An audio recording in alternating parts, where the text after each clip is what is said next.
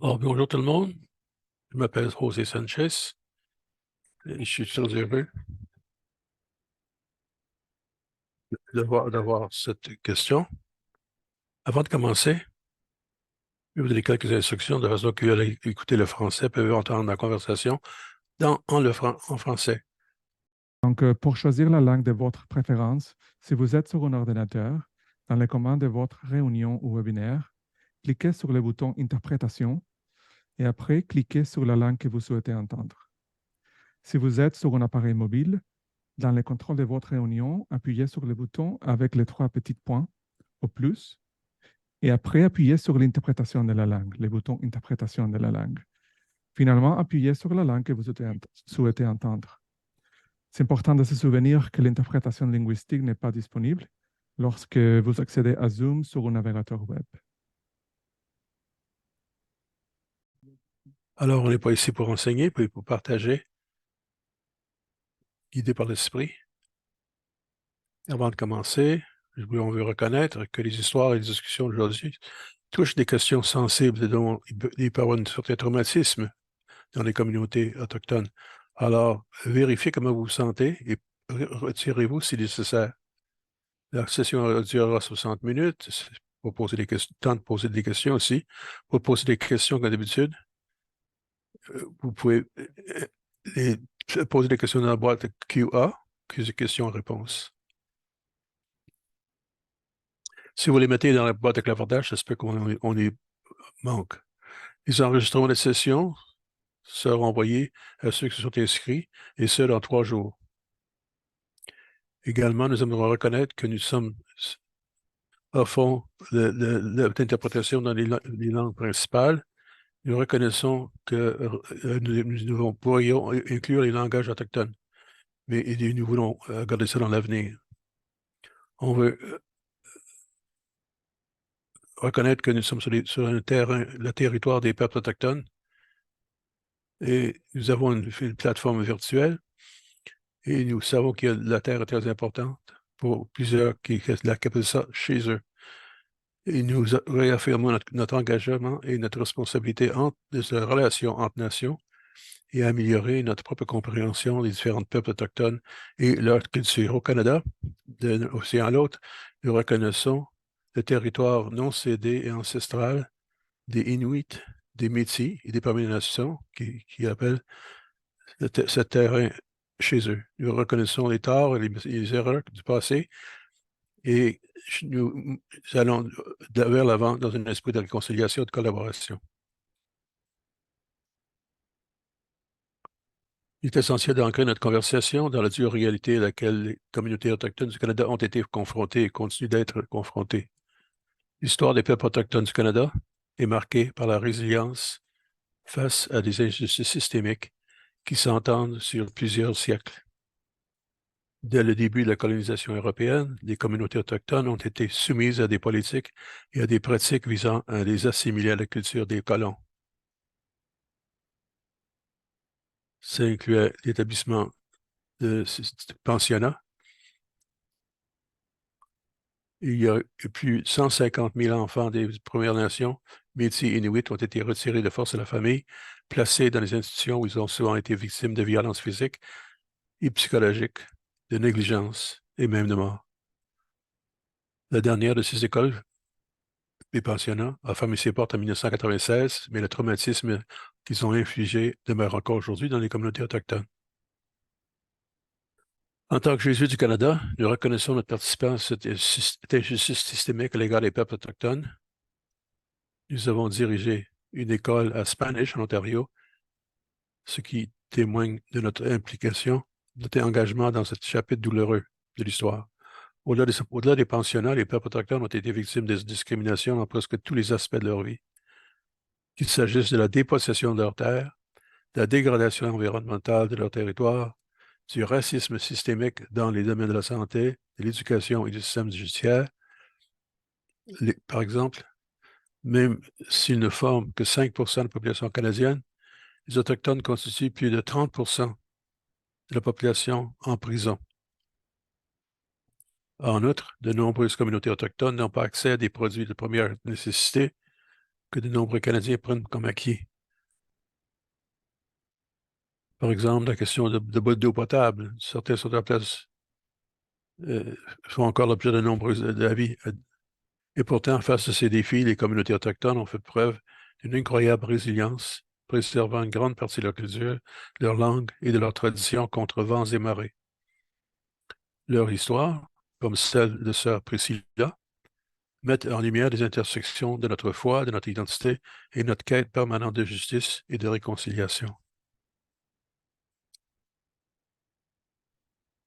En tant que colons, nous, en tant que Jésus de Canada au Canada, était nécessaire d'affronter la vérité que nous contribuons à bénéficier d'un système construit sur la dépossession et la marginalisation des peuples indigènes. Les Jésuites du Canada sont engagés en faveur de la justice, de la réconciliation et de la décolonisation. Nous répondons activement aux appels à l'action de la Commission Vérité et Réconciliation et la Déclaration des Nations Unies sur le droit des peuples autochtones. Et dans le cadre de nos efforts de réconciliation, nous avons respecté nos obligations financières, telles que définies dans le règlement relatif aux pensionnats indiens, espagnols, autant de signataires, et nous avons continué à apporter des contributions en nature à la Commission de vérité et réconciliation tout au long de ces travaux. Nous avons la responsabilité collective de reconnaître le passé, de comprendre le présent et d'œuvrer pour un avenir où la justice, le respect et la compréhension mutuelle constituent le fondement de notre parcours commun. Et c'est dans cet esprit que nous allons entamer notre conversation.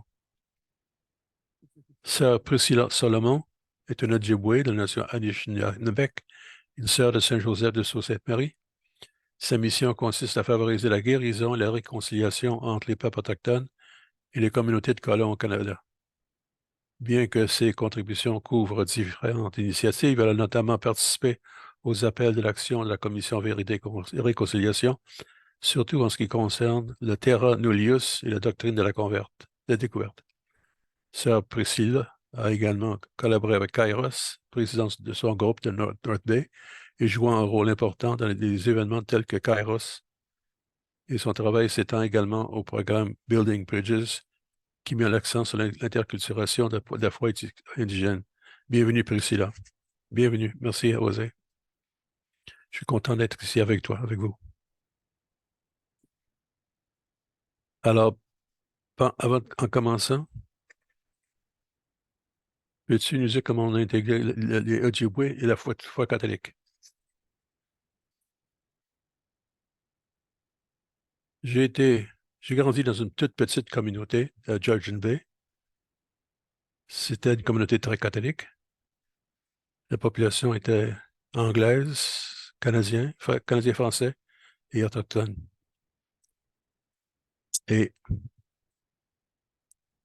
la langue était anglais. C'était la culture principale dans le village, mais également tout le village était catholique. Il y avait 500 personnes, 498 étaient catholiques. Nous avons une l'église catholique, et une école publique et catholique. J'ai vécu, mon expérience, c'était une expérience de la question culturelle. J'ai été élevé avec l'expérience d'être autochtone, mais les, aut- c'est- les auto- ma mère était plutôt autochtone, mais pas mon père. Lui s'identifiait comme francophone parce que sa mère était francophone. Et en partie parce que dans la société, c'était pas acceptable de s'identifier comme autochtone. Et c'était difficile d'avoir un emploi si on voulait, si on parlait, si on était autochtone. Moi, je dirais que j'ai été béni comme jeune parce que je n'ai pas vécu certaines douleurs vécues par certaines personnes dans les réserves. Pauvreté peut-être, mais pas le rejet social, les situations sociales que d'autres personnes ont vécues. Et je n'étais pas au courant de ce moment-là.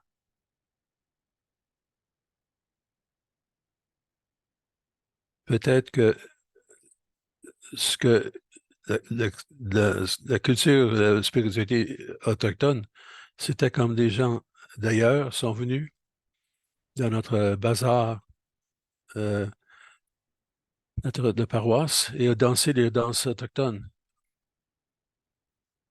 Je pense qu'on a vécu avec les valeurs autochtones dans ma famille, oui, mais j'étais très consciente que c'était des valeurs autochtones parce que le village était tellement catholique. Moi, j'ai vécu dans les temps pré-Vatican, avant 1960. Donc, la théologie était très avec le Dieu juge et c'est une expérience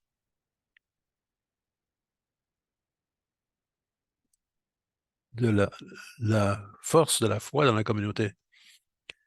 Et ils étaient des catholiques. Donc, on avait une messe quotidienne disponible. On priait le rosaire chez nous chaque jour. On allait à des processions pour les jours des fêtes. Donc, une spiritualité pré-vaticane et une grande foi. Parce qu'on était isolés, nous avions souvent, surtout au printemps et au gel de l'automne, on n'avait pas accès à l'extérieur. Donc, on fallait se fier les uns aux autres. Et on avait un bon sens de communauté. Donc, c'était une communauté catholique très forte et on a pu s'appuyer on s'aidait mutuellement et je suis reconnaissante pour l'enfance que j'ai eue. Je ne sais pas si il y a beaucoup d'autres choses à dire, mais je ne sais pas si vous voulez l'entendre à ce moment-ci. Cette conscience que vous aviez de vos racines autochtones, et tous les gens dans votre village. Oui, j'étais consciente parce que ma mère avait des amis autochtones. Elle n'a jamais perdu la langue. Et elle parlait à ses amis en Anishinaabe. Et moi, je lui demandais, après qu'elle avait fini son appel téléphonique, de quoi tu parlais, maman? Des fois, je me trompais de ce que j'avais compris. Alors, j'avais une prise de conscience telle que ça. Ça n'a jamais été caché, écarté. La langue n'a jamais été écartée dans ta culture. Non, c'était pas exprimé totalement. On avait des plantes d'herbes douces. On a appris les valeurs d'honnêteté et d'autres choses, mais c'était tellement chrétien, donc j'ai jamais trouvé que c'était des valeurs autochtones. Mais non, il n'y avait pas de rejet à ce moment-là dans notre héritage autochtone, dans ma famille, hein, quand j'étais enfant. Est-ce que c'était facile de continuer à vivre cela chez vous? Ce que nous avons appris, ce que nous apprenons aujourd'hui, c'est que pour plusieurs, ce n'était pas le cas. Il y avait une perte de langue. Non, c'était facile pour moi comme enfant, mais une fois que je suis rentré dans la vie religieuse et que je retournais chez nous pour les vacances, c'est à ce moment-là, c'est à cette époque, quoi, que mon père a commencé à reprendre ses racines autochtones et ses spiritualités même. Et donc, c'est très difficile pour moi à ce moment-là parce que je retournais pour des vacances et je trouvais beaucoup d'Autochtones qui étaient choqués contre l'Église, contre la société. Et ils visitaient mon père et on parlait et je me sentais condamné en fin de compte, comme religieuse, parce que je m'identifiais avec l'Église en tant que religieuse. Et j'étais très porté à confusion. Ça m'a pris beaucoup de temps pour clarifier mes sentiments à moi et de distinguer entre qui je suis comme membre de la famille et qui je suis comme catholique. j'aimais mes parents et mes amis, même si on choisissait un autre pas et on était chacun contre l'Église. On les aime. Moi, j'étais rejeté à cause des pratiques de l'Église, étaient rejetées. Mais ça m'a pris pour comprendre tout ça. Et ça m'a permis d'accepter cette situation. J'ai commencé à mettre en question comment est-ce que je sais si eux se trompent ou non, ou si c'est moi. Et je me rappelle les paroles de Jésus. Vous allez la connaître avec leurs fruits. Donc, je pratiquais, mettre en pratique les béatitudes, de le faisant de façon à travers la culture autochtone. S'occuper des prisonniers, s'occuper des gens qui en avaient besoin, rejoindre les gens là où ils étaient. Donc, j'ai intégré le choix qu'eux avaient fait de leur culture. Et peut-être que j'étais appelé à quelque chose de différent. Et que cette exploration avait lieu quand? De la relation avec vos parents et tout ça. C'était quand? La réconciliation avec mes parents s'est produite au milieu des 20 ans. C'est beaucoup plus tard que j'ai pu voir et me dire, il faut que je connaisse ma culture comme personne autochtone. Et il faut que je m'identifie avec le fait d'être une femme autochtone. Et ça, c'est fait à travers l'encouragement de ma sœur Iva pour participer dans les cérémonies et venir à des sessions où je pouvais apprendre ce qu'il y avait concernant les autochtones, apprendre ce qu'il y avait à faire avec la culture autochtone. Et ça, j'avais 30 ans à ce moment-là, 35 ans.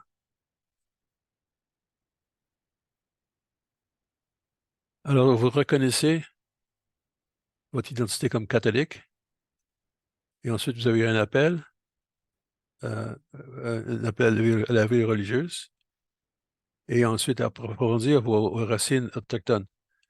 Mais je peux vous partager une expérience d'un moment donné où j'ai pu voir que les deux éléments venaient ensemble. C'est la première fois que j'ai été dans un foyer de transpiration.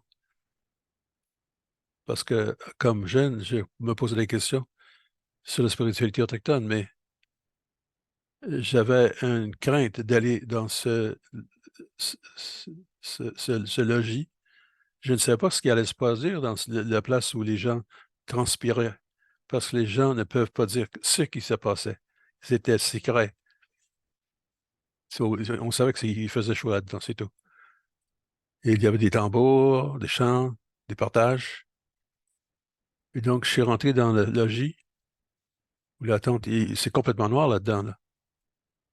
Sinon, il y a pour un feu au centre. Et mon expérience d'être dans un grand groupe, j'entendais les gens chanter, partager les histoires, leurs douleurs, leurs confusions, leurs quêtes, leurs espoirs. Et une vie, un échange profond. Et leur rupture, et ça a eu un impact. C'est un peu comme à entendre des confessions.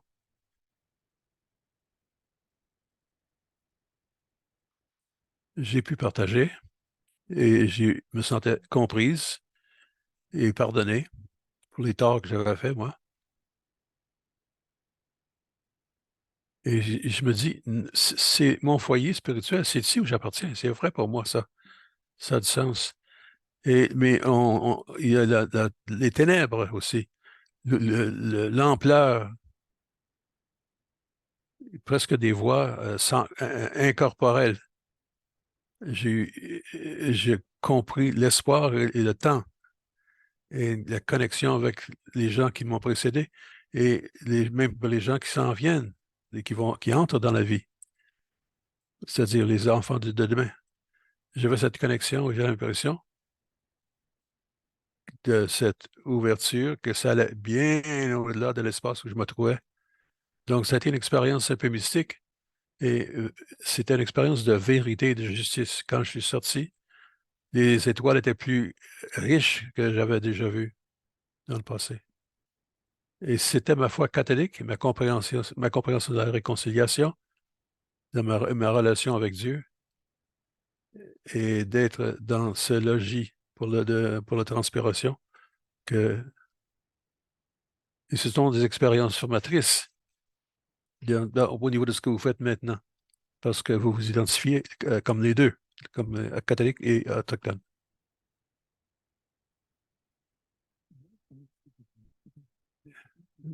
Le thème de l'identité est très important, c'est tout à fait présent maintenant. Pour bien des jeunes aujourd'hui, en tout cas, la question de l'identité. On les voit sur les nouvelles. Quel avis donneriez-vous aux jeunes autochtones qui sont aux prises avec des différents éléments de cette identité et comment ils s'identifient? Eh bien,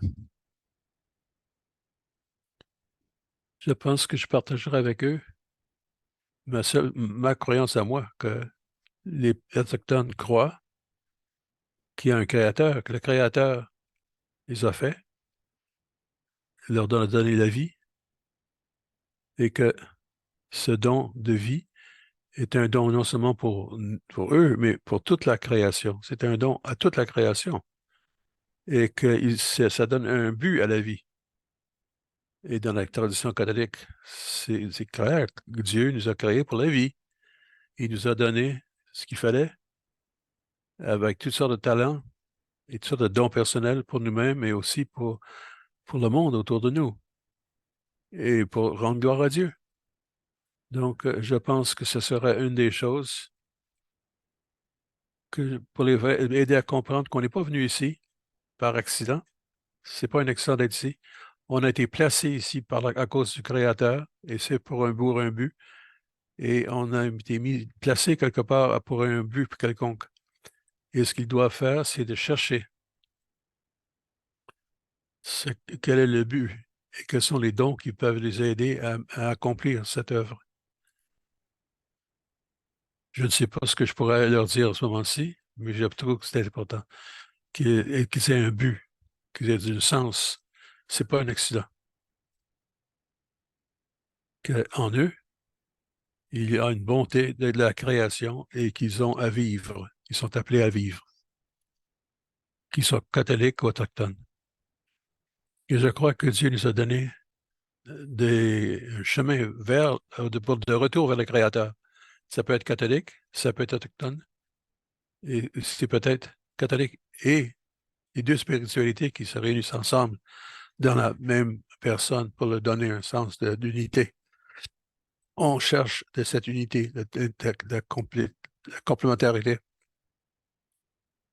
Oui, c'est d'intégrité. Ce que vous venez de dire, ça me fait penser à le père Whittlehurst. Il parlait de la bénédiction originale. La bénédiction originale. Oui, c'est la perspective des Autochtones aussi. Nous sommes créés bons et bonnes, que la vie est un don et que nous sommes brisés. Alors, on ne se sert pas des mots grâce et péché, mais ce sont des mots catholiques, mais nous avons la même compréhension de ce que nous sommes comme humains. Est-ce qu'il y a des temps de doute ou de lutte en naviguant, en passant avec ces deux identités pour en faire un? Et comment est-ce que vous allez vaincre ça? Oui, il y a certainement des moments de doute, de confusion, doute et de questionnement. Je pense que très souvent, une des façons que ça se manifeste, c'est que je suis une femme autochtone qui vit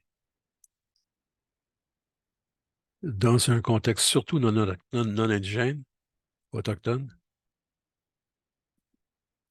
Des fois, je me demande, suis-je vraiment une personne autochtone?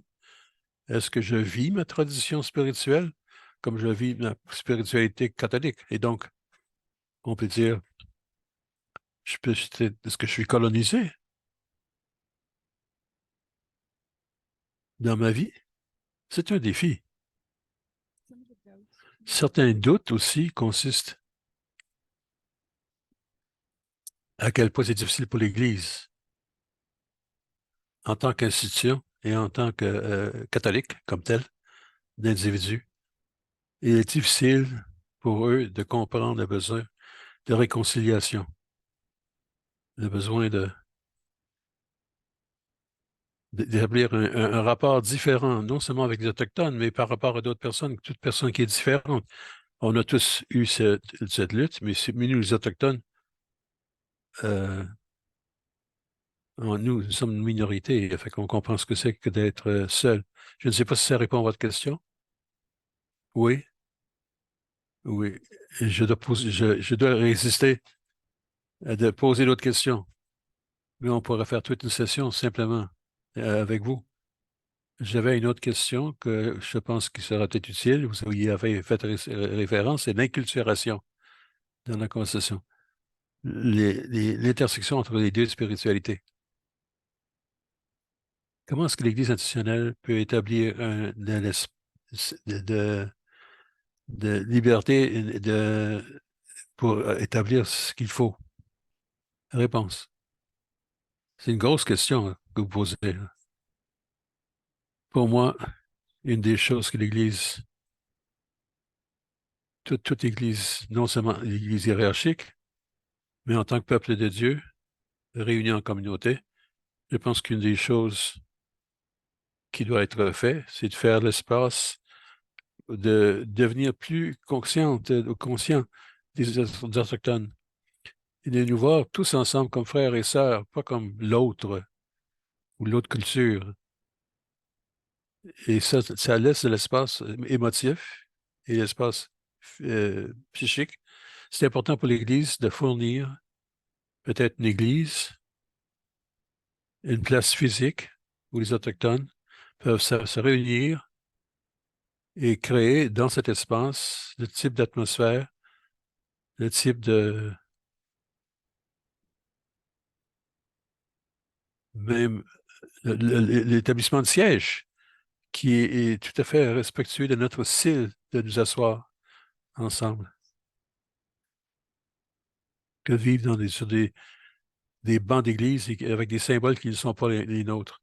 Donc, établir les espaces culturels appropriés. Et des fois, les églises sont les églises autochtones.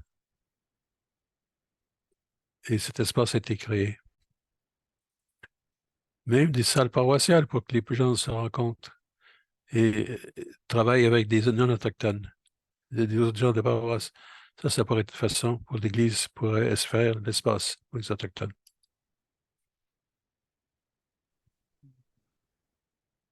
Ça peut paraître une question évidente, mais dans quelle mesure est-ce que c'est important pour l'Église? Non, mais c'est certainement très important pour les Autochtones, pour qu'ils aient le sentiment de vraiment appartenir à l'Église, mais c'est aussi très important pour l'Église parce que, à moins que l'Église ne sache aménager un espace où les Autochtones puissent se réunir et où l'on puisse reconnaître clairement que c'est là pour les Autochtones, les Autochtones vont toujours se sentir comme des étrangers. Et les non-autochtones de la paroisse vont continuer d'avoir le sentiment qu'après tout, on n'a pas besoin d'eux, on n'a pas besoin d'entrer en contact avec eux. On ne les connaît pas, on ne les comprend pas, leur façon de penser, leur façon de faire. On n'a pas besoin d'entrer en contact. Alors, ça n'est peut-être pas une réponse tout à fait adéquate, mais non, je pense que c'est un rappel de l'importance d'inclure et de créer des moyens de susciter le sentiment d'appartenance dans l'Église. Enfin, comme je le disais, on pourrait passer toute une autre demi-heure, toute une autre heure encore. Mais nous allons y revenir. Oui, bien sûr qu'on peut aussi entendre Peter. Oui, nous aurons aussi un peu de temps après la conversation avec Peter pour revenir à vous. Alors, j'accueille maintenant le père Peter Bisson. Le père Peter est un prêtre jésuite de la province jésuite du Canada. Il est actuellement assistant du provincial jésuite pour la justice, l'écologie et les relations avec les Autochtones. Il travaille également pour le ministère autochtone Kateri à Ottawa et représente les Jésuites au Cercle Notre-Dame de Guadalupe, un réseau de leaders autochtones et non autochtones de l'Église catholique. Il a été provincial des Jésuites du Canada anglais de 2012 à 2018. Alors, bienvenue à nouveau, Peter. Merci, José. Bonjour, Priscilla. D'après ce que j'ai appris en lisant vos réflexions écrites, vos premiers jours en tant que provincial des Jésuites du Canada ont été une prise de conscience profonde des blessures causées par l'Église catholique aux communautés autochtones. Comment se sont passés vos premiers jours comme provincial jésuite? Oui, c'est le premier jour où j'étais provincial. Il y avait une réunion régionale de la Commission de vérité et réconciliation, un événement public, donc de quelques jours, où ils recevaient des témoignages.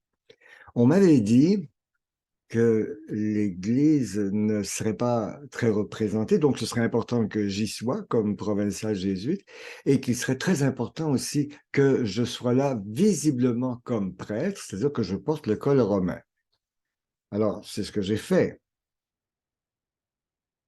Et j'ai très rapidement compris que c'était une terrible erreur. Je pouvais dire que plusieurs autochtones semblaient très mal à l'aise face à moi.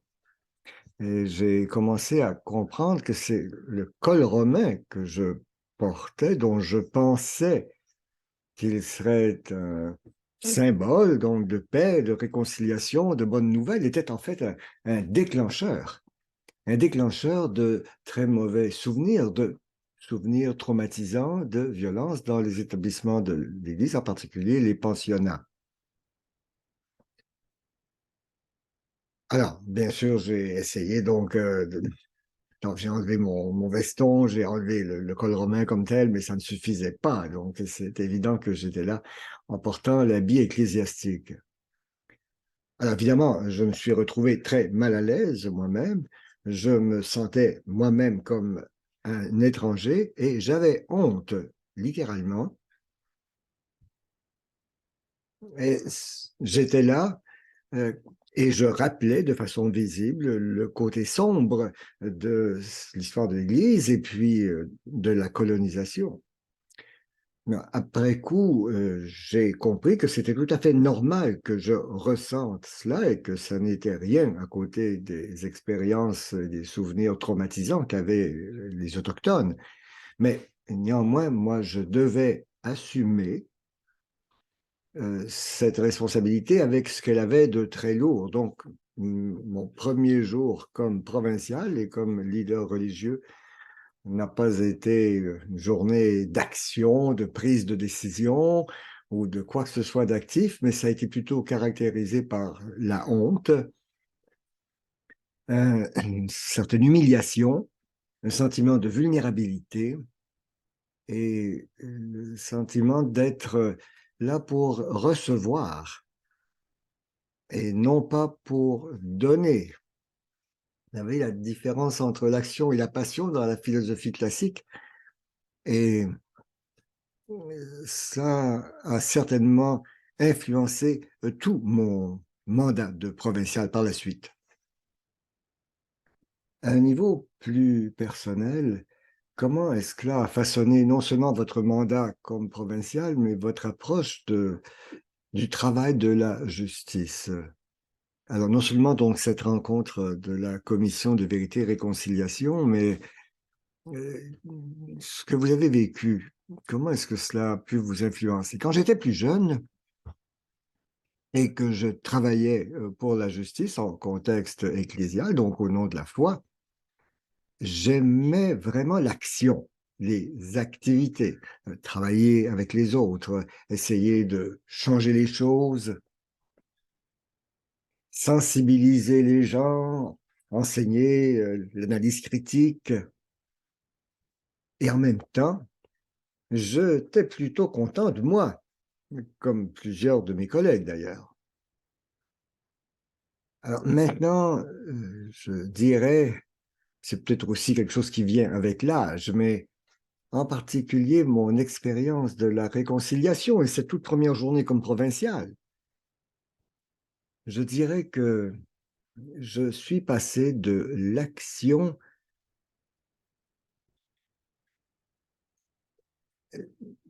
à une capacité de souffrir. Et là, je ne dis pas que je cherche la douleur, mais je veux dire plutôt donc porter donc le fardeau du poids négatif de l'histoire de l'Église, donc de porter cela, parce que d'autres, au fond, me voient représenter cela. Et certaines personnes, donc, ne me parleront pas parce que je peux représenter l'Église. Alors, j'ai appris donc à souffrir, à accepter que des choses comme ça m'arrivent, de façon à pouvoir entrer en contact avec des personnes qui ont vécu le traumatisme et qui continuent d'être façonnées, eux, par ce traumatisme. Alors, en repensant à mon histoire personnelle, dans le travail pour la justice, eh bien, je dirais qu'il s'agit là d'un virage fondamental. Alors, la vulnérabilité, donc c'est la vulnérabilité et l'humilité qui s'ensuit est décisive pour ce genre de travail pour la justice sociale et la réconciliation. Et par ailleurs, moi, je ne sais pas, mais si je fais ce qu'il faut, j'espère, je fais de mon mieux, j'essaie de discerner ce qu'il y a lieu de faire et je le fais avec d'autres. Et en même temps, j'ai appris aussi à me méfier de ce qui me paraîtrait comme mes motivations les plus saintes, disons. Non pas à les rejeter, mais à m'en méfier. Être plus critique, si on veut, plus critique de moi-même, si on veut. Il semble y avoir un élément donc où l'inconfort ou la vulnérabilité, comme vous l'avez dit, devient presque être désiré. Est-ce que c'est quelque chose qui peut aider les autres dans leur cheminement vers la réconciliation? Dans quelle mesure cette vulnérabilité est-elle importante et féconde? Je dirais trois choses.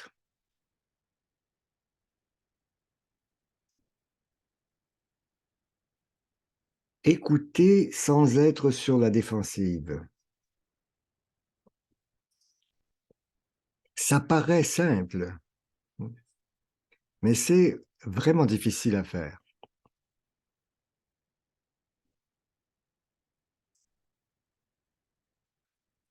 Alors, un intellectuel aux États-Unis a dit, donc, la liberté vous rendra libre, mais d'abord, elle va vous rendre misérable. Et je pense que oui, c'est vrai, par expérience.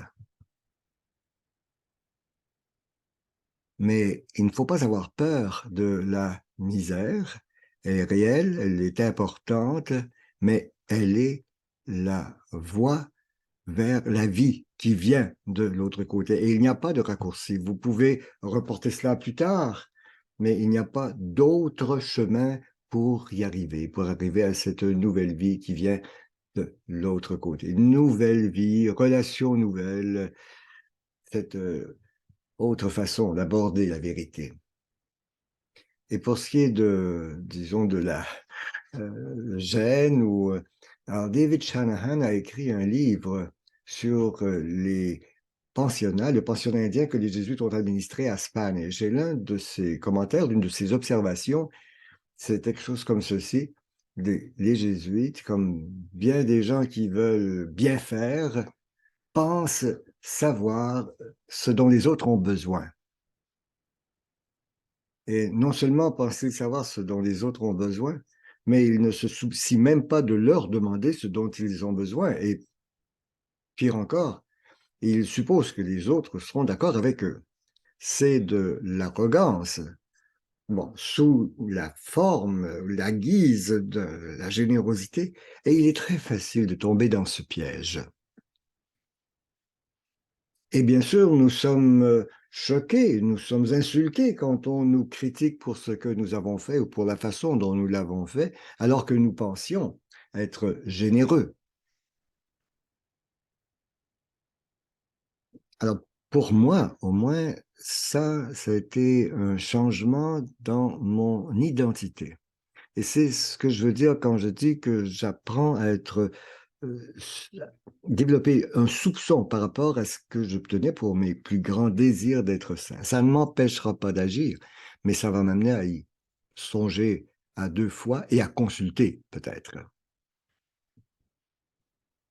Oui, c'est très éclairant. Avant de passer à une conversation à 3, quel serait le message que vous aimeriez donner aux auditeurs et aux auditrices?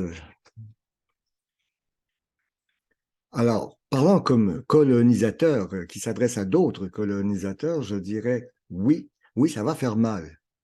Vous allez éprouver des sentiments de honte, de culpabilité, mais ne fuyez pas ces sentiments. Accueillez-les. Éventuellement, ils vont se transformer en quelque chose de mieux. Vous ne le saurez pas quand cela va arriver. Vous en prendrez conscience quand vous serez rendu sur l'autre rive. Et je dirais que dans le travail de la réconciliation, il n'y a pas de raccourci. Vous pouvez essayer d'éviter la douleur, mais vous n'allez faire que la reporter à plus tard et peut-être même l'aggraver. Il n'y a pas de raccourci.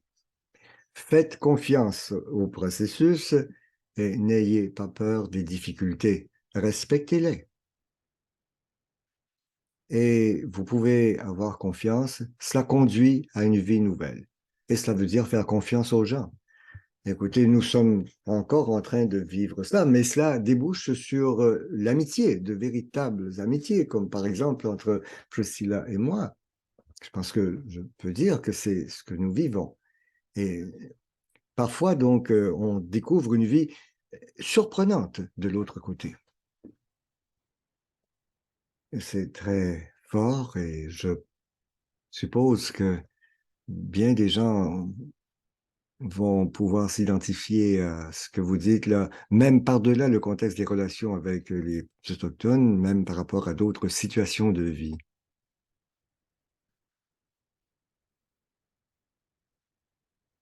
Alors, j'aurais maintenant quelques questions à vous poser à tous les deux. Alors, j'ai entendu dire que vous veniez de participer à la première réunion de dirigeants catholiques autochtones au Canada cette semaine. Est-ce que vous pourriez nous en parler? Est-ce que vous avez des scoops? Alors, ce sont des leaders, donc des leaders catholiques autochtones. Ben, avant de répondre à votre question, j'aimerais réagir à ce que Peter vient de dire à propos de la vulnérabilité, de l'expérience, de la honte, pour dire que c'est aussi quelque chose que les Autochtones doivent vivre aussi. Nous avons vécu la honte pendant de nombreuses années et nous devons composer avec cela. Mais nous vivons aussi la vulnérabilité. Et c'est le chemin de la croix. C'est aussi les deux voies qui se croisent au sein de la roue de médecine et qui forment la croix. Alors, que ce soit la croix chrétienne ou la croix de la roue de médecine, on voit que ces deux voies se rencontrent et se croisent. Donc, pour répondre à votre question, José, à propos de cette réunion des leaders catholiques autochtones, je peux peut-être vous dire d'où ça vient. Les leaders catholiques autochtones travaillent ensemble déjà depuis un bon moment, mais très souvent dans des groupes plus ou moins séparés les uns des autres, mais il n'y avait pas encore de véritable réseau, de réseau de communication, de réseau structuré qui nous permettrait d'être en lien. Donc, c'est un besoin que nous ressentions. Et alors, est-ce que c'est le délégué apostolique, le nonce, oui, c'est ça, a appelé Peter après la visite du pape pour faire le point. Donc, qu'est-ce qui va se faire maintenant après la visite du pape? Et Peter a eu la sagesse de consulter d'autres personnes pour leur demander donc ce qu'ils en pensaient. Et plusieurs ont dit, il faudrait que nous soyons davantage en lien les uns avec les autres. Il faut que nous ayons une idée beaucoup plus claire donc de ce que nous pouvons faire comme leaders pour travailler au service de nos propres gens. Alors, c'est de là qu'est venue l'idée, mais je pense que Peter peut continuer là-dessus pour expliquer comment c'est devenu un projet plus articulé. Mais pour moi, je pense qu'il s'agit vraiment de l'Esprit de Dieu qui bâtit sur le travail fait par le pape François pour réunir des leaders autochtones avec des alliés qui, comme Peter, donc, soutiennent l'interculturation et qui travaillent à développer donc, la vie de foi des autochtones catholiques de façon inculturée. C'est l'Esprit de Dieu qui nous pousse et qui nous rassemble. Moi, je pense que ça n'est pas quelque chose d'accidentel. Ça a été une rencontre extrêmement dynamisante. Nous étions 24 et il y avait en plus des personnes qui étaient en ligne avec nous. Mais c'est vraiment une réunion qui nous a aidés à comprendre que nous avons des dons à partager et que nous sommes vraiment appelés à vivre notre foi à partir de notre culture et de nos traditions autochtones et de nos traditions spirituelles. Mais Peter, je vais vous laisser enchaîner. J'aurai d'autres idées à ajouter, mais je dois les mettre en ordre. Et moi aussi, j'ai le sentiment que c'est une réaction, une suite à la visite du pape. Et j'ai le sentiment qu'il y a aussi une énergie chez les autochtones catholiques aujourd'hui qui les pousse à être davantage en lien entre eux à la grandeur du pays, pas seulement sur le plan local ou régional. Et à partager les dons qu'ils ont reçus de Dieu à l'Église. Alors, ça semble très bien, mais ça n'est pas quelque chose de facile à faire, et l'expérience le montre. Non, nous étions plusieurs à nous connaître. Bon, tout le monde ne connaissait pas nécessairement tout le monde, mais nous étions plusieurs, donc à nous être déjà rencontrés à plusieurs reprises. Il y avait des jeunes, des aînés, des personnes au sommet de leur carrière, dans la force de l'âge. Ce n'est pas un groupe très nombreux, mais c'est un groupe diversifié, surtout autochtone. Et il y avait des alliés, comme vous disiez, donc peut-être 6. Et nous nous sommes réunis à la maison de retraite des Oblats à l'extérieur d'Artois, on Pryor. Et nous avons eu aussi des activités aussi sur un territoire que l'archidiocèse d'Ottawa loue à l'œuvre Kateri. Donc, alors, nous avons pu installer un tipi, avoir des cérémonies. Donc, et ces expériences de prière étaient évidemment partie intégrante de tout le processus de partage et de discernement. L'Église accompagne les Autochtones depuis qu'elle est arrivée au Canada, mais il n'y a pas eu l'idée que les Autochtones ont une façon à eux de révéler le visage de Dieu et que le visage de Dieu doit être reconnu dans les Autochtones. Nous avons besoin d'être Église en tant qu'Autochtones, en lien ensemble, entre nous, et avec le reste de l'Église. Alors, Vatican II, la théologie de Vatican II, la reconnaissance de l'inculturation, le besoin d'inculturation, ça a changé quelque chose.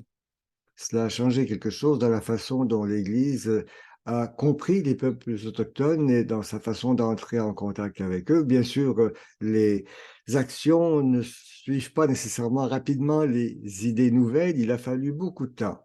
Il y a eu beaucoup de travail qui s'est fait donc, pour rendre possible la réunion qui s'est tenue cette semaine.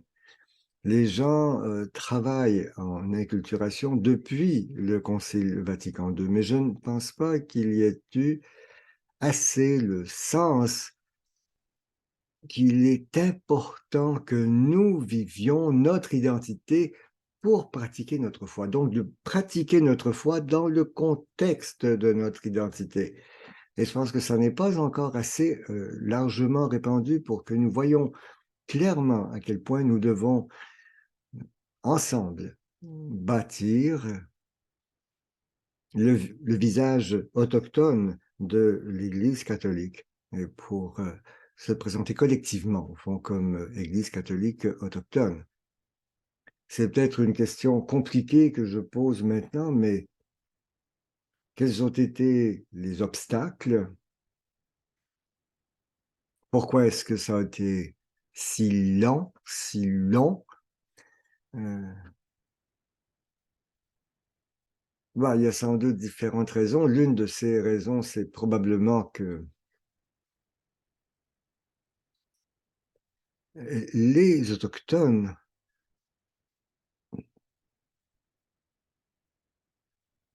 n'ont accédé à une véritable conscience d'eux-mêmes positive qui a pris que récemment.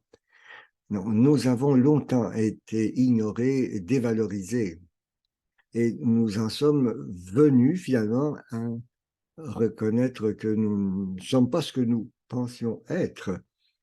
Et nous avons la capacité de créer notre avenir.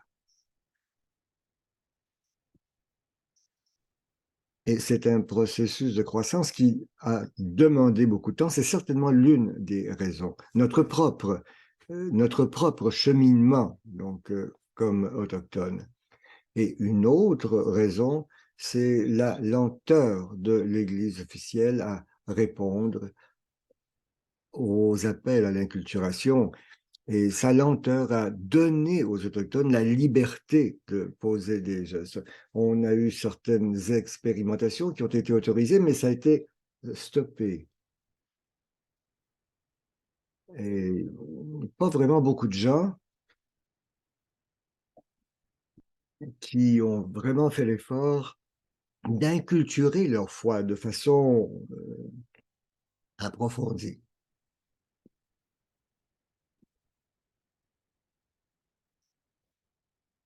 Alors, dans une certaine mesure, l'Église a eu beaucoup de mal à reconnaître le besoin pour les catholiques autochtones de vivre leur foi dans leur culture.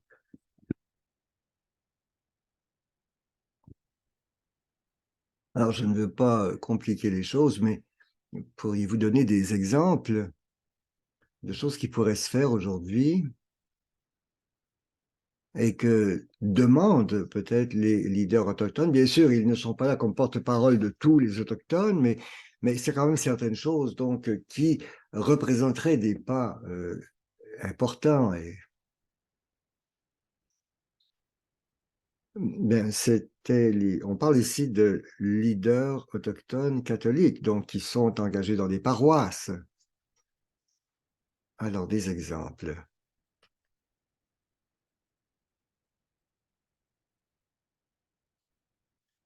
Je pense que, par exemple, la possibilité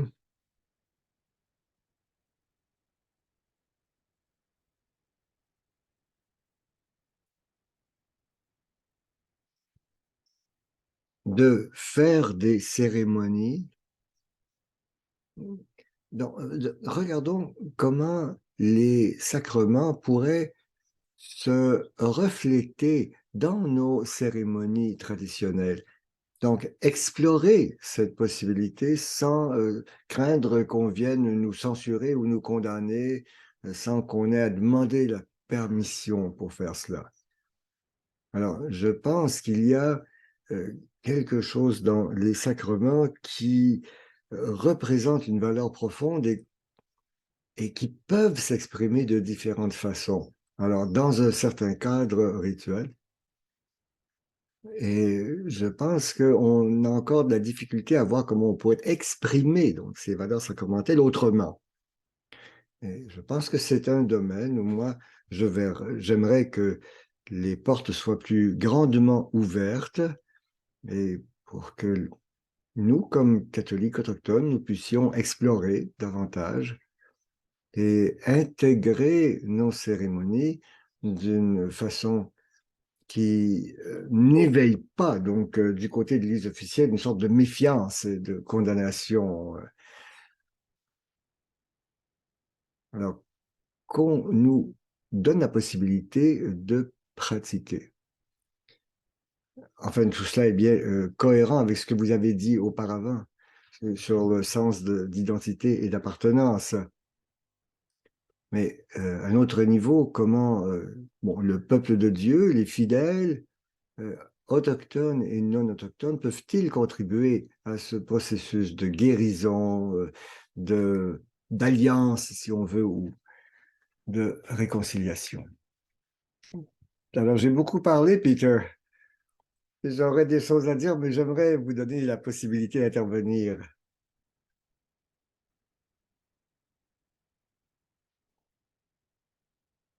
Pour ce qui est des autochtones catholiques dans l'Église, face aux autres catholiques, l'amitié est certainement la meilleure façon. Ça n'est pas toujours possible. Ce n'est pas tout le monde qui vit à côté donc d'Autochtones et l'amitié n'apparaît pas automatiquement. Mais par ailleurs, je dirais que les dons spirituels de l'écoute active, donc, et cela vaut pour n'importe qui, apprendre à écouter sans juger, apprendre à écouter sans être sur la défensive dans sa tête, là, et s'attendre à trouver l'esprit à l'œuvre d'une façon quelconque dans ce que vous entendez. Alors, moi, je suggérerais cela comme habileté spirituelle qui permet d'ouvrir toutes sortes d'espaces et d'abord un espace pour l'esprit.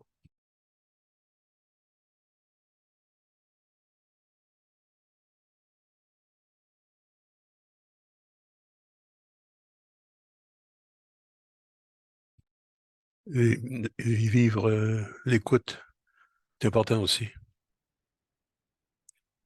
Comme j'y réfléchissais, en y réfléchissant, on pense à la réconciliation comme un groupe, disons les Autochtones, parlant du tort qui leur a été fait et brisant les relations qui devraient exister. Une des choses qui serait peut-être utile pour nous, c'est de reconnaître que l'appel à la réconciliation,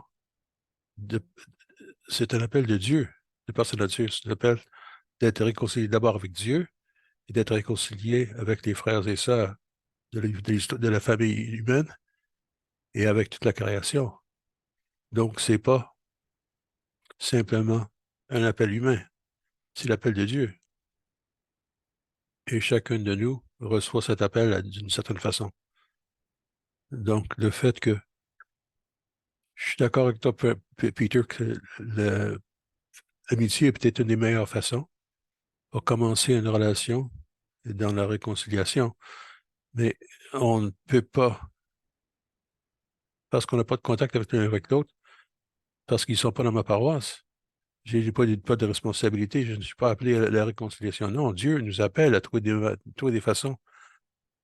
C'est plus gros, c'est plus grand que les individus. C'est une expérience culturelle de peuple à travers la terre, dans le pays. Et il faut nous réconcilier comme peuple en tant qu'individu. Donc, nous devons contribuer à une réconciliation communautaire également. Et nous connaissons Dieu mieux ensemble à travers notre diversité qu'isolément. C'est vraiment une réalité spirituelle. Il y a bien sûr des dimensions politiques, culturelles et sociales, mais c'est vraiment une réalité spirituelle. Et ça me fait penser, Peter, une des choses, des réflexions que j'ai eues de l'expérience dans cette rencontre catholique de chefs religieux. Je pense que plusieurs fois où j'ai été dans des rencontres autochtones, où j'ai eu à parler de la réconciliation et des changements dans l'Église, c'est la toute première fois que je l'ai entendu articuler à quel point la prière doit être le fondement dans cette réconciliation et comment on ne peut pas faire travailler, faire beaucoup de choses simplement pour créer des changements. Mais il faut prendre le temps de prier et croire que l'Esprit de Dieu va nous mener et nous montrera la façon de nous y prendre. Ça, c'était très fort pour moi. L'insistance sur la prière. Et c'est pas la prière comme évasion, c'est prière comme fondement de nos actes. Et ça me donne beaucoup de joie de voir ça, de savoir que on se met dans les mains de Dieu. Oui, c'est la première chose, à engager des plans, mais il va falloir prier pour quelques mois. Oui. Et inviter d'autres personnes à prier avec nous. Une dernière question avant la question-réponse. Nous avons déjà dépassé l'heure. Je ne m'attendais pas. Je ne pensais pas qu'on allait avoir assez de temps pour voir tout ça dans une heure. J'espère que les gens qui s'unissent à nous sont contents. Nous aurons un enregistrement de la soirée. Ma question était la suivante. Avec beaucoup de motivation et feu pour ce travail, je me demande pourquoi est-ce que c'est questionné, mis en question par 30 personnes? Les catholiques quittent l'Église à cause du traitement de femmes, les victimes d'abus, etc., LGBTQ. Qu'est-ce qui vous garde dans l'Église, vous? Pour moi, je crois que Dieu est vraiment présent dans l'Église et que l'Église, c'est la façon que Dieu se prend pour être présent les uns avec les autres. C'est une façon de nous nourrir, de nous appeler le plus loin. Et Dieu me pardonne et les autres aux échecs et cherche à pardonner, à nous inviter. Donc, je suis dans une église parce que je crois que c'est l'œuvre de Dieu, c'est le don de Dieu pour moi et de la communauté. Et d'autres êtres humains de l'Église sont des personnes brisées, tout comme moi. Nous sommes tous des pécheurs, en tout cas, dans notre théologie catholique. Nous sommes tous pécheurs et pécheresses. Mais Dieu s'y trouve. Et Dieu m'appelle. Donc, c'est pas l'élément humain ou la brisure qui me garde là. C'est la fidélité de Dieu qui me garde là. Si j'aime Dieu, la bonne façon d'aimer Dieu, c'est d'avoir confiance en sa présence dans l'Église.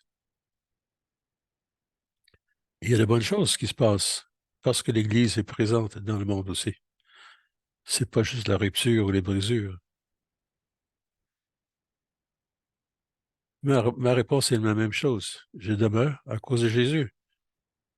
Et si Jésus peut m'aimer avec tous les préjugés et les points aveugles, eh bien, c'est quelque chose que j'ai appris concernant moi-même, pourquoi est-ce que je ne pourrais pas faire la même chose pour les autres?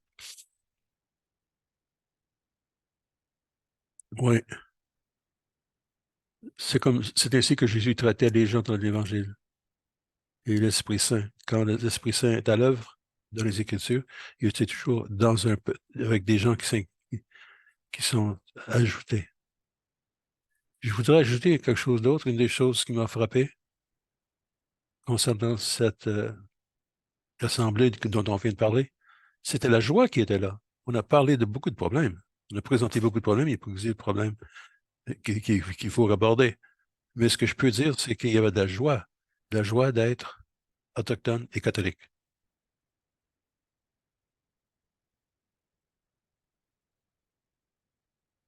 Merci beaucoup. En terminant aujourd'hui, on est prêt à ouvrir les questions de l'auditoire. La question anonyme. Quelles seraient des conversations, des exemples? J'ai des difficultés avec ce que ça peut vouloir dire concrètement.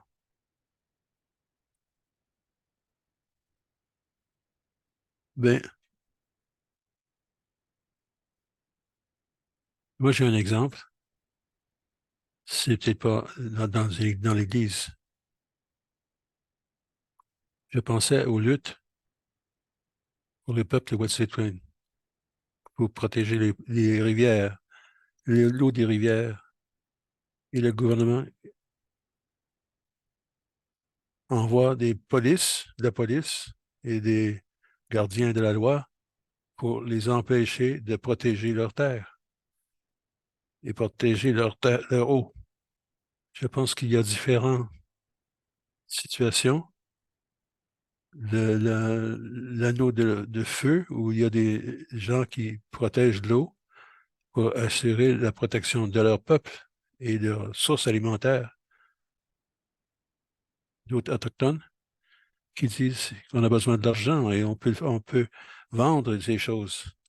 Et donc, c'est une situation de conflit, mais c'est une expression de la colonisation où un gouvernement offre l'accès à des compagnies minières pour l'extraction d'un produit. Et on n'écoute pas ce que les Autochtones veulent. Et dans l'Église, un des exemples que je verrai au niveau de la colonisation, c'est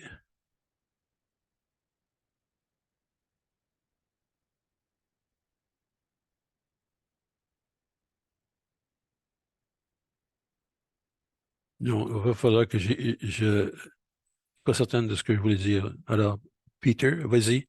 Moi, je vais réfléchir à ce que je voulais voir comme qu'est-ce que je peux aborder comme colonisation dans l'Église. Colonisation et décolonisation, eh bien, on va au-delà. France ou l'Angleterre ou l'Espagne qui contrôlent les ressources dans les autres pays. C'était la forme colonisation classique. Mais d'autres formes de contrôle, peut-être plus subtiles, continuent à se maintenir. L'exemple au Canada ici, ce qui concerne les Autochtones, c'est le cadre.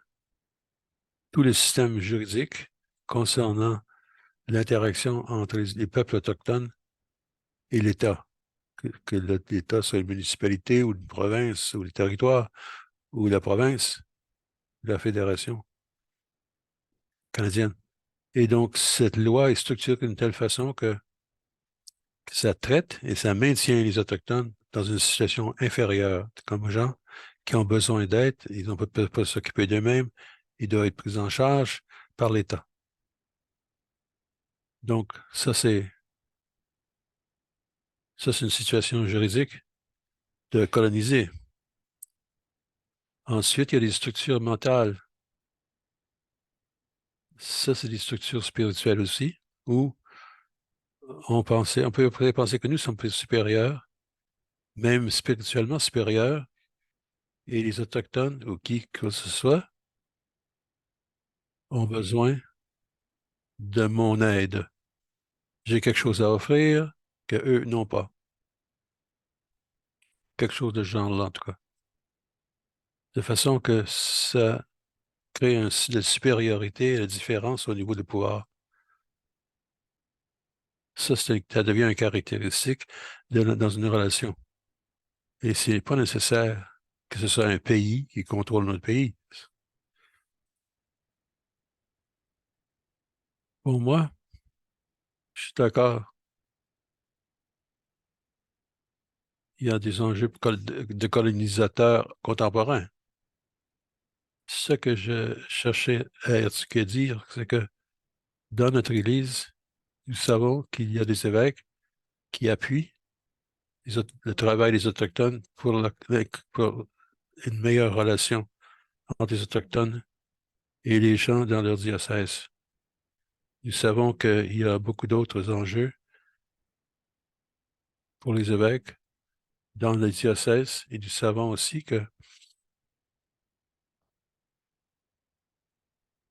la prise de conscience des Autochtones ou des questions autochtones et les besoins ne sont pas à l'avant-garde, en avant, parce que les Autochtones ne sont pas visibles, ils ne sont pas vus.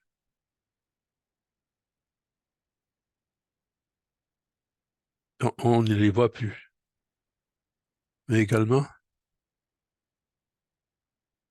même si nos évêques, après la visite de Pape François, ont envoyé des lettres à des peuples autochtones, à des peuples autochtones et inuits, et à tous les catholiques du Canada, et nous encourageant à voir quel était le message du pape concernant la réconciliation et les relations justes. Et ces messages ne sont pas traduits, si ce n'est pas concrétisé dans la vie paroissiale, ne sont pas toucher les prêtres ou les gens des bancs d'église pour aider les gens à changer. C'est à cause de la colonisation, c'est une mentalité, c'est un état d'esprit qui n'est peut-être pas décolonisé. Je pense que c'est vraiment là un des obstacles. Alors, je pense que c'est un des principaux obstacles à la décolonisation dans l'Église. C'est un peu comme un point aveugle. C'est pas un choix délibéré, mais souvent c'est ça, c'est un manque de conscience du besoin de changement. Une autre question, est-ce que vous avez le sentiment qu'il y a un mouvement fondamental dans l'Église pour participer à la réconciliation avec les Autochtones et quelque chose qui serait plus que simplement de présenter des excuses?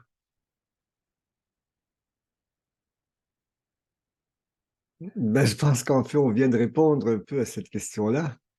Parce que ce que nous disons, c'est qu'on n'a pas encore donc le genre de réaction qui va vraiment susciter une transformation profonde dans l'Église, celle que nous aimerions voir se produire.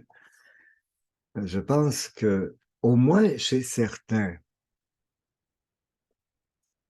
et c'est peut-être la graine s'élever, mais il y a chez certains catholiques un désir de réconciliation, un effort qui est fait, mais ça n'est certainement pas la majorité. Mais Jésus parle du levain dans la pâte. Alors, nous en sommes probablement à l'étape où le levain commence à peine à agir. Je ne déborde peut-être pas d'espérance, mais non, je pense que ça va venir. Oui, je pense aussi que cela vient et il y a quand même plusieurs paroisses qui commencent à faire des choses, qui essaient de se mettre à l'écoute des voix autochtones, par exemple. Mais j'aimerais revenir sur le présupposé de la question. Je pense qu'on a raison de dire que les excuses ne suffisent pas, ou enfin le fait d'essayer de corriger donc des torts, des préjudices réels, c'est important, mais ça ne suffit pas parce que ça ne transforme pas la relation sous-jacente. C'est la transformation des relations sous-jacentes qui sont importantes. Des savants, donc, enfin, j'ai oublié le terme technique là, mais il faut qu'il y ait une véritable transformation de la relation et de la dynamique de pouvoir pour que la réconciliation se passe vraiment. Et il y aura des hauts et des bas et des reculs et des avancées, oui, mais... Et les Autochtones seront les premiers à dire que les excuses ne suffisent pas, mais ça aide quand même. Et mon papa disait, si vous pensez répondre aux autochtones, eh bien, soyez concrets. Les mots ne suffisent pas. Alors, aborder concrètement ce qu'est la situation des peuples autochtones et changer la situation et la relation réelle, ou alors allez-vous-en. Encore une fois, les mots, ça ne suffit pas, c'est ce qu'il voulait dire. Une autre question de Donna. Vous avez parlé de la vulnérabilité nécessaire pour écouter en profondeur et pour assumer nos responsabilités personnelles et communautaires pour les préjudices causés dans le passé. Comment devenir vulnérable sans être paralysé par la honte? Alors, vous avez un peu parlé de cheminement personnel, mais pourriez-vous élaborer davantage?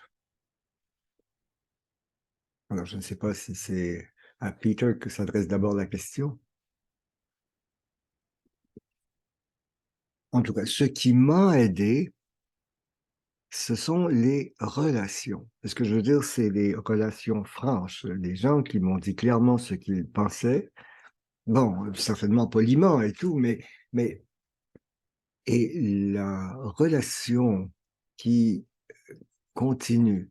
Il y a la critique, il y a les excuses, il y a le changement, mais une relation qui crée un espace sécuritaire. Un exemple. Les 3 commissaires de la commission de vérité et réconciliation, moi j'étais à la table quand il y avait des politiciens, des leaders communautaires, mais ils ont toujours été extrêmement polis.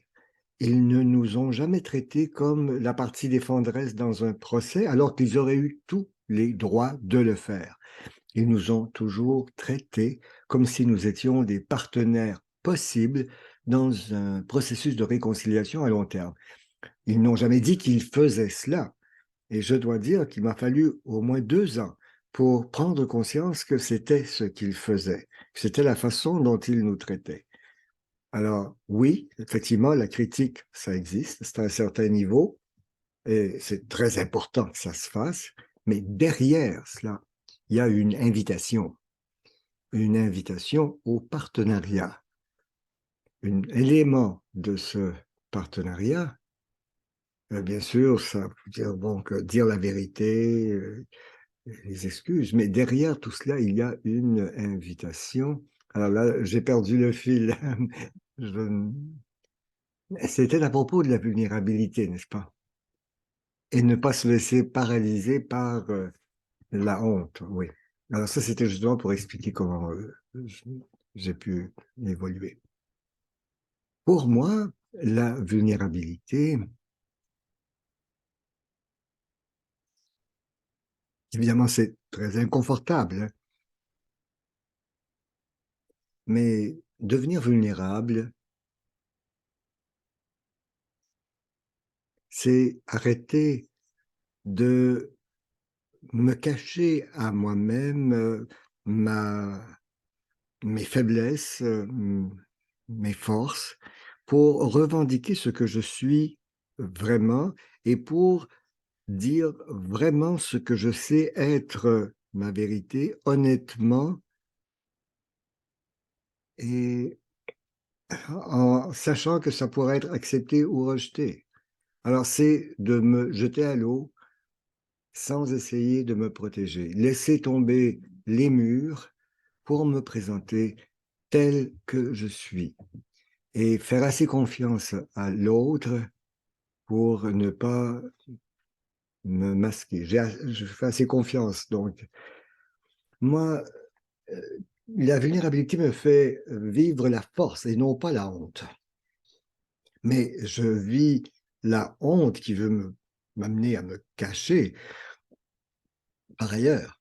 Mais je pense qu'il y a une relation très étroite entre la honte et la vulnérabilité. Mais je ne pense pas qu'une vulnérabilité vécue de façon honnête nous fasse honte, au contraire. Non, au contraire, ça nous permet d'être ce que nous sommes vraiment. Et ça ne peut se faire cependant que dans un lieu sécuritaire. Il faut pouvoir créer les uns pour les autres des lieux, des espaces sécuritaires. Vous avez exprimé la gratitude pour pouvoir faire cela même dans l'Église. Je dois dire que je suis un peu dépassé par la quantité de questions que nous recevons, mais je vois qu'il y a quand même deux grands types de questions. Alors, il y en a qui sont plus pratiques, là, mais comment réagissez-vous aux gens qui disent que tout ce que les Autochtones veulent, c'est de l'argent et des territoires et ne pas payer de taxes? Alors, je ne sais pas si c'est à vous d'ailleurs de répondre à une question comme celle-là. Mais enfin, est-ce qu'on peut rapidement donc disposer d'une question comme celle-là?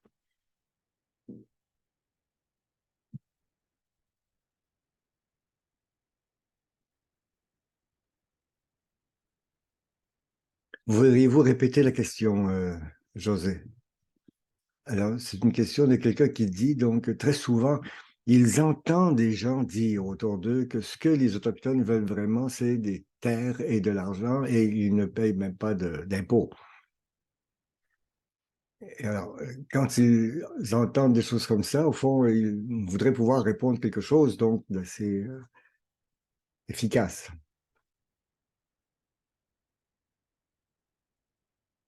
Mais ma première réponse, c'est sans doute de dire que qu'avant que les non-autochtones n'arrivent ici, et tous les terres avaient été données par le Créateur aux Autochtones qui les habitaient. Et nous n'avons pas utilisé d'argent à ce moment-là, mais nous faisions du commerce. Alors, je ne veux pas donc nous ramener dans le passé, mais ce que je me dis, c'est que lorsque les non-autochtones sont arrivés et qu'on a signé des traités, bien, ces traités ont été signés dans l'amitié et pour les Autochtones, c'était des alliances, c'était des traités de paix et il s'agissait de partager la terre et d'échanger entre nations de façon équitable et honnête. Et cela fait partie de nos valeurs traditionnelles. Quand les terres, non, je reprends autrement.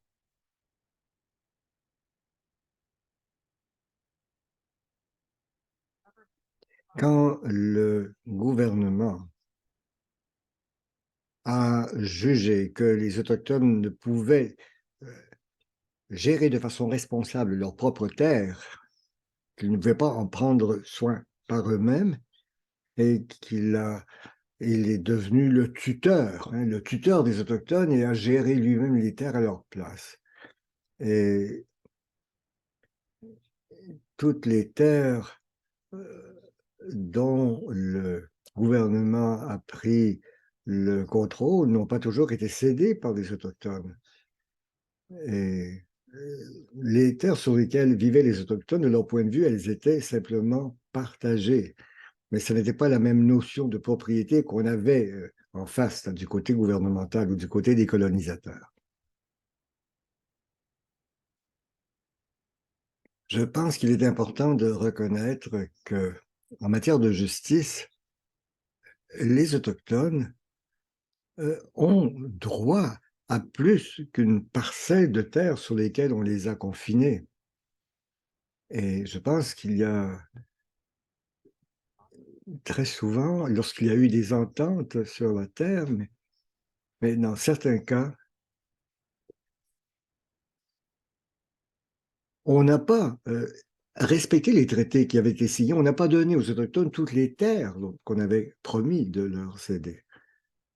Donc, c'est un fait qu'ils demandent plus de terres parce que les parcelles euh,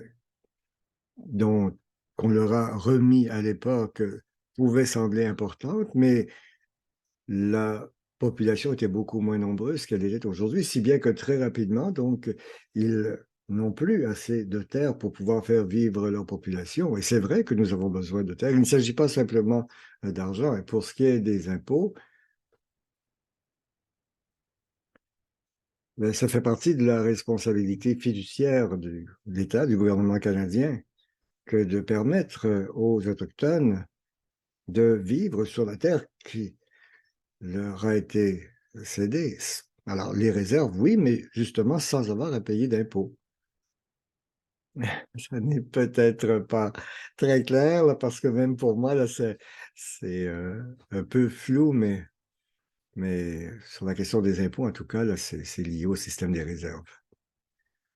Alors, je peux parler un peu des impôts, oui, mais je n'ai jamais entendu d'intellectuels ou de militants autochtones euh, demander que tous les immigrants rentrent chez eux et que toutes les terres soient remises aux Autochtones. Non, ce que j'entends, c'est qu'ils demandent d'abord que les traités soient respectés, les traités qui ont été signés, les ententes qui ont été passées entre les deux parties, et qu'il y ait partage de la terre et des fruits de la terre. Écoutez, le temps file et nous ne pourrons évidemment pas tout couvrir, mais en terminant, il y a peut-être une question à propos de l'imagination. Dans une église réconciliée, donc idéalement,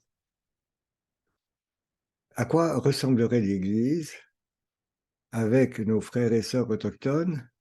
Comment est-ce que ça se passerait au quotidien? Donc, c'est un exercice donc impressionniste, mais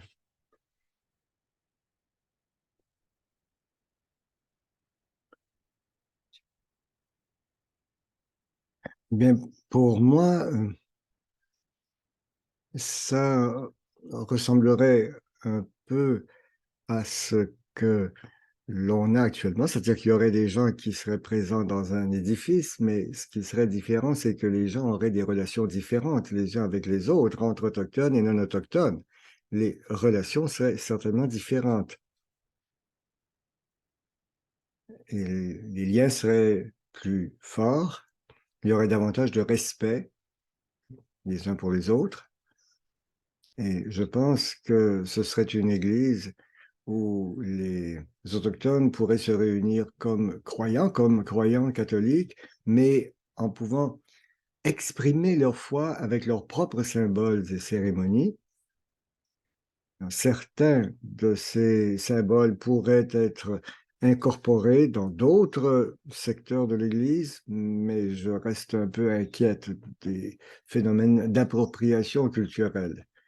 Quand les Autochtones se retrouvent dans des églises qui ne sont pas les églises qui ont été désignées pour autochtones, il y a sans doute il faudrait que ce soit des autochtones qui vivent des rituels et qui soient vraiment autochtones. Alors peut-être qu'il y a une paroisse où il y aurait des autochtones et où on aurait la cérémonie du smudge, ce rituel de purification. Alors, le sacrement de la réconciliation pourrait être célébré autrement. Il pourrait y avoir des cérémonies autochtones qui serviraient à exprimer, donc, par exemple, le développement du sacrement de baptême.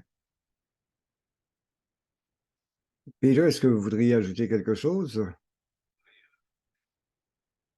Ben, je pense que ce serait aussi une église où Laudato aussi, et la perspective du pape François serait vécue à plein, où toute la création, y compris nos corps, serait un élément essentiel de notre relation à Dieu et de nos relations entre nous. Tout à fait d'accord. Oui. Alors, et c'est une très belle façon de terminer avant que tout le monde ne parte. Alors, quelques ressources. C'est la journée nationale de la vérité et de la réconciliation dans 2 jours, le 30 septembre. Nous vous encourageons à participer aux événements organisés par leur diocèse ou leur gouvernement local pour commémorer cette journée nationale. C'est une journée importante pour écouter, réfléchir, apprendre et faire preuve de solidarité, chacune et chacun à sa façon. Et pour ceux et celles qui souhaitent approfondir leur connaissance, le Forum jésuite a une excellente ressource qui s'appelle « À l'écoute des voix autochtones ». Ce guide examine l'histoire de la colonisation et se termine par des exercices sur la manière d'améliorer les relations avec les autochtones, de promouvoir la décolonisation et l'autochtonisation. Vous pouvez y accéder ici et je vais afficher donc le lien dans la boîte chat. Alors, c'est en français, c'est voix.ca. voixa.ca. Alors, je vais le copier de cet autre document.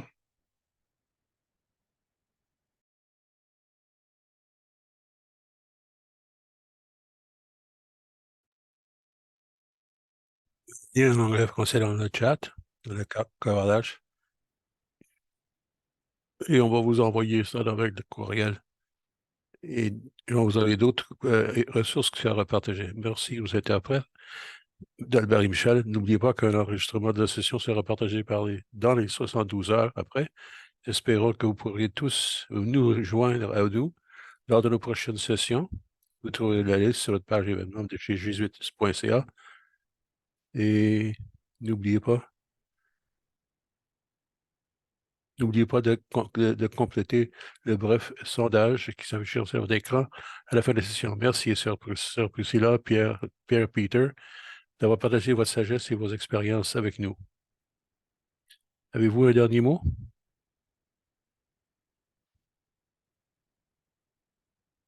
Mon dernier mot?